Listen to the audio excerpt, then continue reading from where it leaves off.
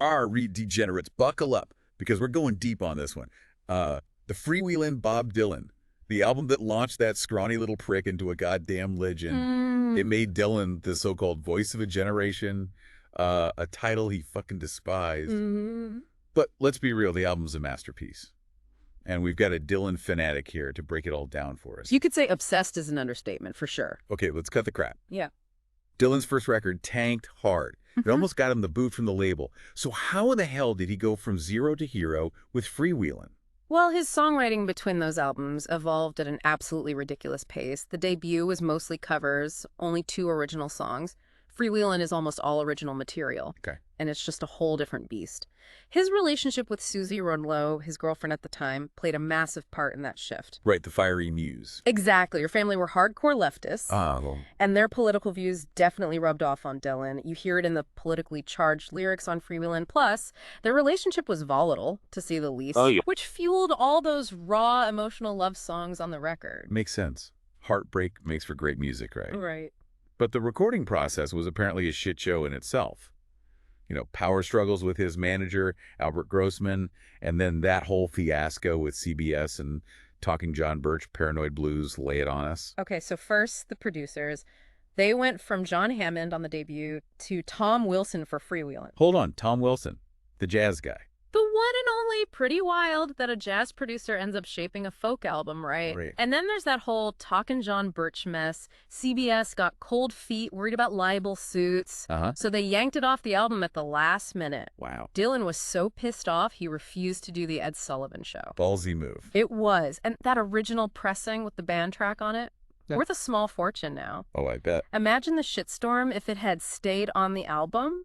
We'd be having a whole different conversation. Okay, let's get to the music. We got to talk about the big guns here. Blow It in the Wind, A Hard Rain's Gonna Fall, Don't Think Twice. It's all right. Legendary stuff. No doubt about it. Those songs capture a whole generation's angst, their hope. Each one is like a time capsule. But sometimes those songs feel a bit overplayed, you know? Like I'm missing something deeper. Give us the good stuff, the insights that go beyond the surface. All right, challenge accepted. Take Blowin' in the Wind. Its melody is actually rooted in No More Auction Block, an old Negro spiritual. Dylan took that centuries-old tune and crafted lyrics that resonated with the entire civil rights movement. And then you've got Peter, Paul, and Mary covering it. Yeah, their version was massive. Huge. Number 2 on the charts, millions of copies sold. The publishing royalties were rolling in, which apparently caught Dylan off guard. Really? He wasn't just a genius songwriter, he was also kind of clueless about the money side of things. That's kind of hilarious. Okay, what about A Hard Rain's Gonna Fall? That always felt pretty apocalyptic to me. People always connect it to the Cuban Missile Crisis, thinking hard rain means nuclear fallout. But get this, Dylan wrote it before that whole shitstorm went down. No way. It's more about a broader societal unease that was in the air, influenced by beat poetry and those rambling folk ballads. It's basically a poem set to music, overflowing with powerful imagery. Damn, so much for the nuke theory. All right, last one. Don't Think Twice, the ultimate breakup anthem, right? It's about Suze, for sure, but it goes way beyond that. It captures that universal feeling of trying to act tough when your heart's breaking. The brilliance is how it blends bitterness, regret, and this weird self-assuredness all at the same time. Yeah. Classic Dylan, turning personal pain into something everyone can relate to. Speaking of iconic, we got to talk about that album cover, man. Bob and Suze all bundled up, strolling down that snowy street. It's been ripped off and parodied a million times. What's the deal with that image? It's all about capturing a feeling, you know? A moment in time. Don Hunstein, a staff photographer for CBS, shot it. It wasn't some big production or anything. They were just walking down Jones Street near their apartment, and bam, he got the shot.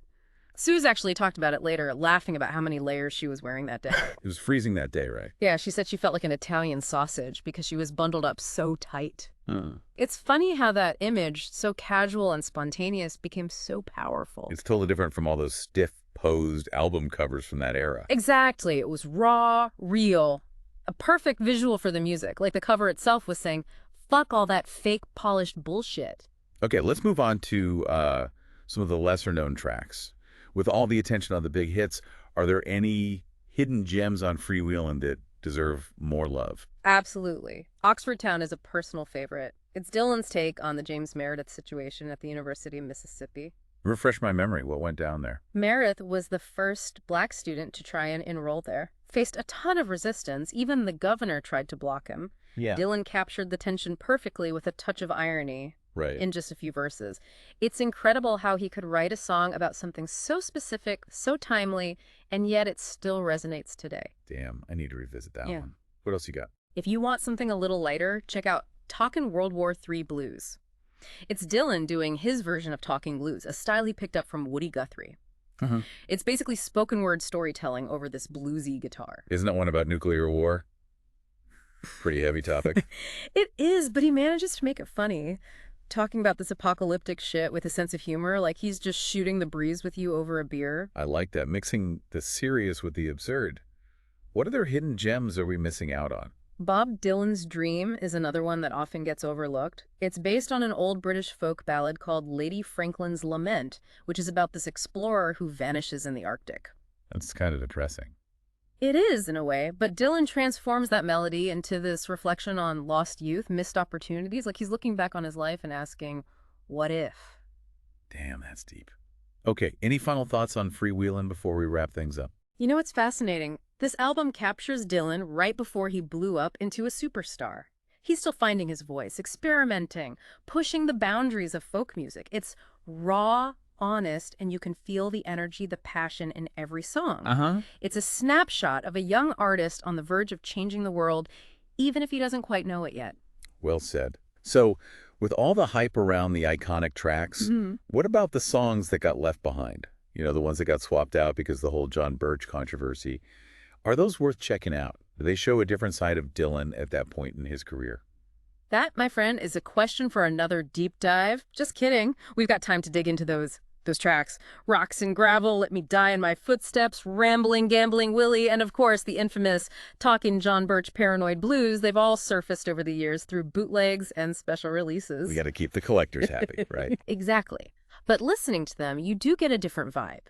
They're rawer, more rooted in that traditional folk and blues sound that dominated his first album, Rocks and Gravel, is particularly badass. A gritty blues number that would have fit right in on a Robert Johnson record. So we're talking old school blues vibes. Yeah, pure Delta blues. Then there's Let Me Die in My Footsteps, which is chilling. A powerful anti-war song that reflects the Cold War anxieties at the time. So different from the more introspective, poetic style he developed on Freewheelin'. Damn, so maybe those CBS execs accidentally did us a favor by forcing the song swap. It's hard to say Freewheelin' as we know it is a masterpiece, a perfect blend of personal and political folk and blues. Those other songs might have made it a different album, but not necessarily better. It's like comparing apples and oranges. True, but it's fun to think about what might have been. What if Dylan had stuck to his guns and released the original version? Would he have been blacklisted? Would his career have taken a completely different path? That's part of the Dylan mystique. Always changing, always evolving, always keeping us guessing. It's wild to think how one little song could have changed everything. Right.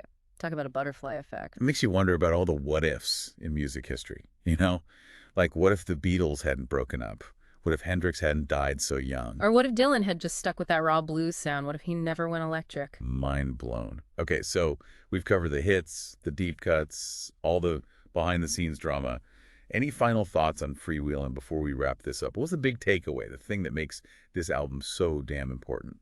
For me, it's about capturing a specific moment in time, you know? Yeah. It's like this raw nerve, exposed and vulnerable, reflecting all the anxieties and hopes of a generation on the cusp of change. Yeah. You've got the civil rights movement gaining momentum, the Cold War just looming over everything, and then this young Dylan, just 21 years old, trying to make sense of it all. He wasn't afraid to tackle the big issues head on. Exactly. He wasn't singing about love and heartbreak in some cheesy pop way. He was writing about war, social injustice, existential dread. Right. And he was doing it with this raw, poetic voice that resonated with millions of people. He was speaking truth to power, even if it pissed some people off. And that's what makes Freewheelin' so timeless. It's not just a collection of great songs. It's a cultural document, a snapshot of a world in transition, a generation finding its voice. Yeah. And at the center of it all is this enigmatic figure, Bob Dylan, who, whether he liked it or not, became the soundtrack for a revolution. Beautifully said.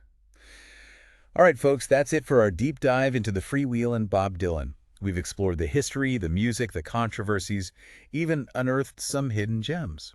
Huge thanks to our Dylan expert for guiding us through this musical labyrinth. Thanks for having me. Now go out there and give Freewheelin another spin.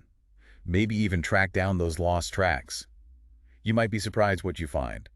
Until next time, stay curious, keep questioning, and keep the music playing.